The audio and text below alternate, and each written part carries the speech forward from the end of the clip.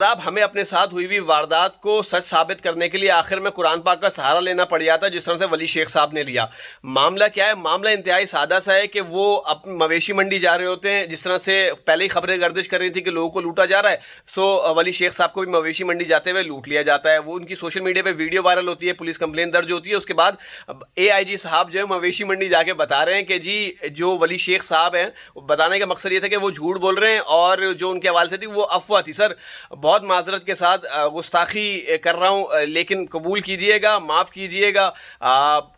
افواہ وہ ہوتی ہے کہ اگر میں ولی شیخ صاحب کے حوالے سے کوئی آ کے بات کروں کہ ولی شیخ کے ساتھ یہ معاملہ ہوا ہے اور ولی شیخ صاحب آ کے ڈینائل دے دیں کہ جی اس طرح کی کوئی بات نہیں ہے اور یہ جو پھیلا رہے ہیں وہ افواہ ہے اور جھوٹ ہے، تو وہ ہوتا ہے۔ لیکن اصل میں معاملہ یہ کہ ولی شیخ صاحب خود سوشل میڈیا پہ آئے، ان کی ویڈیو وائرل ہوئی، آپ کے بیان آیا، اس کے بعد انہوں نے جا کے قرآن پاک اٹھا کے ویڈیو بنا رہے ہیں کہ جی میرے ساتھ واردات ہوئی ہے، اور انہوں نے نا امیدی بھی ظاہر کر دی، مجھے پتہ انصاف نہیں ملنا اور میرا تعلق آخر کے اندر وہ دعائی دے رہا ہے، غریب آدمی، پاکستان کا فخر، کہہ رہا ہے کہ جی میرا تعلق درباروں کے ساتھ ہے، میں مولائی ہوں، آخر میں نے شکایت اللہ سے ہی کرنی اور وہیں سے حساب کتاب ہونا ہے۔ معاملہ یہ کہ سر یہ کامیڈین لوگ ہیں، یہ شاید جھوٹ نہیں بولتے، یہ رزق حلال کماتے ہیں، اور جھوٹ وہ لوگ بولتے ہیں، افواہیں وہ پھیلاتے ہیں جو گٹکے کی بیٹ کھاتے ہیں، جو ریڈیو والوں سے پیسے کھاتے ہیں، جو ادارے کا بجٹ آتا ہے اس کے اندر سے جو فنڈز ہوتے ہیں وہ کھاتے ہیں، جو تھانوں کی ڈیولپمنٹ کا فنڈ ہوتا ہے وہ کھاتے ہیں، جو فیول کا فنڈ ہوتا ہے وہ کھاتے ہیں۔ سر جھوٹ شاید وہ لوگ کہتے ہوں گے، جھوٹ اس طرح سے لوگ نہیں کہتے۔ یاد رہے کہ جو ہمارے اے آئی جی صاحب ہیں، انہوں نے پہلے بھی بیان دیا تھا جس کے اوپر انہوں نے کہا تھا کہ جی کراچی کے تاجروں کے ساتھ بیٹھ کے کہ جی یہ جو کراچی کے تاجر ہیں نا، یہ شور بڑا مچاتے ہیں،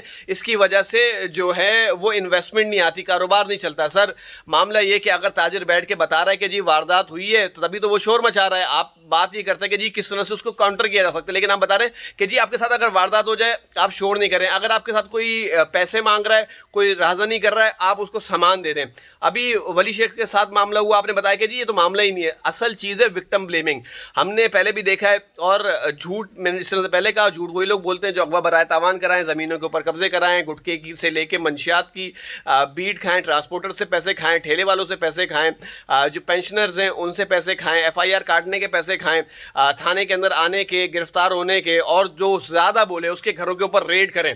یہ وہ لوگ ہوتے ہیں۔ اور ہمیں بھی ڈر لگتا ہے کہ جی کبھی کبھار ہمیں بھی لگتا ہے زیادہ نہیں بولنا چاہیے، پھر دوبارہ جس طرح سے پہلے ہوئی ہیں اس طرح سے پھر گھروں کے اوپر ریڈیں ہو جاتی ہیں۔ تو بہرحال گستاخی معاف کیجئے گا، بس اتنی سی درخواست ہے کہ لوگ جا رہے ہیں، بڑے مشکل سے حالات ہیں، معاشی طور کے اوپر پاکستان میں ویسے ہی بہت برے حالات کے اندر ہے، لوگ بڑی مشکل سے یہ کہہ لیں کہ جی اپنے فرائض ادائیگی کے لیے جاتے ہیں وہاں پہ مویشی خریدنے کے لیے۔ آپ برائے کرم اگر ہو سکے تو ان کو تحفظ دیں، اور جن کے ساتھ وارداتیں ہو رہی ہیں اگر ان کے ساتھ اظہار تعزیت نہیں کر سکتے